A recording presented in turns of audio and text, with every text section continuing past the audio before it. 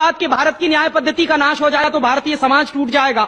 ऐसे ही मैकॉले एक बात और कहता था। मैकॉले की लिखी हुई एक चिट्ठी है मेरे पास, उसकी फोटोकॉपी। लंदन में एक लाइब्रेरी है, उसका नाम है इंडिया ऑफिस लाइब्रेरी, वहां से मैंने निकलवाई है।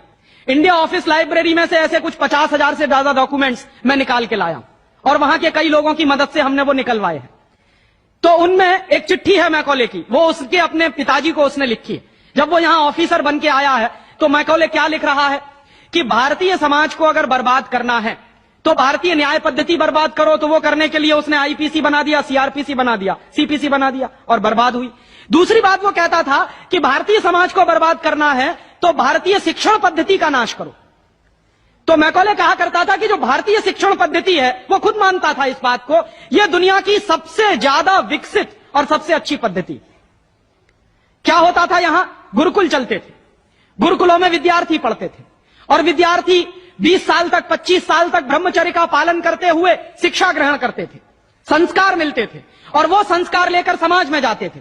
उन्हीं संस्कारों से संस्कृति बनती थी और वही संस्कृति भारतीय संस्कृति कहलाती थी।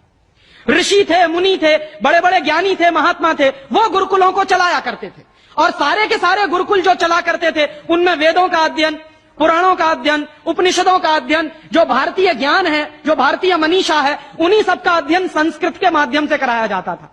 मैकॉले ने क्या किया कि गुरुकुलों का नाश अगर करना है तो उसने एक कानून बनाया। क्या कानून बनाया? संस्कृत में जितने विद्यालय इस देश में चलते थे, हिंदुस्तान में अंग्रेजों के जमाने में, उन सबको उसने इल्लीगल घोषित किया, गैर कानूनी। और उसने प्रतिबंध लगा दिया कि संस्कृत भाषा के माध्यम से कोई भी गुरुकुल चलेगा उसको अंग्रेजी सरकार मान्यता नहीं देगी। तो मान्यता किसको देगी? अंग्रेजी के माध्यम से जो कॉन्वेंट स्कूल चलेंगे उनको अंग्रेजी सरकार मान्यता देगी।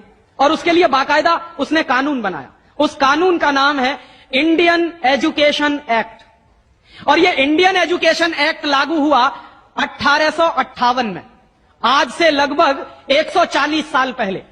तो 140 साल पहले जो कानून लागू हुआ था अंग्रेजों के जमाने में, वही कानून आज भी चल रहा है। उस कानून के आधार पर मैकॉले ने क्या किया? संस्कृत के माध्यम से चलने वाले गुरुकुलों को बर्बाद कर दिया, कानून बना के उनको बंद करा दिया।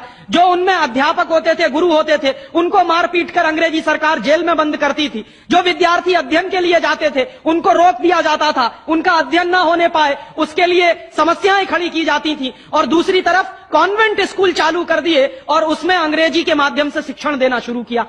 एक दिन उसने अपने बाप को चिट्ठी लिखी और इस चिट्ठी में उसने ये लिखा कि मैंने हिंदुस्तान में एक ऐसी शिक्षण पद्धति पैदा कर दी है जिसमें अगर हिंदुस्तानी विद्यार्थी पढ़ेंगे तो पढ़कर निकलने के बाद वो शरीर से हिंदुस्तानी होंगे, दिमाग से सब अंग्रेज हो जाएंगे। वो देख रहे हैं, अभी देख रहे हैं। तो शरीर से हिंदुस्तानी और दिमाग से अंग्रेज। तो मैकॉले दूसरी बात लिख रहा है उस चिट्ठी में कि जब वो शरीर से हिंदुस्तानी और दिमाग से अंग्रेज हो जाएंगे तो अंग्रेजों के हिसाब से सारे काम करेंगे। और वो विद्यार्थी जब कॉन्वेंट स्कूल में से निकलेंगे तो सबसे ज्यादा गालियां भारतीय संस्कृति को देंगे, सबसे ज्यादा गालियां अपने मां बाप को देंगे। कैसे? मॉम और डैड कह के। डैड माने होता है मरा हुआ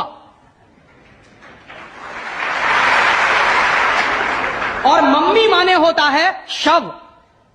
इजिप्ट में आप जाइए, मिस्र एक देश है, वहां पे मम्मीज कहा जाता है किसको? मरे हुए आदमी के शव को। तो हमारी मां हो गई मम्मी, मम्मी, और पिताजी हो गए डैड।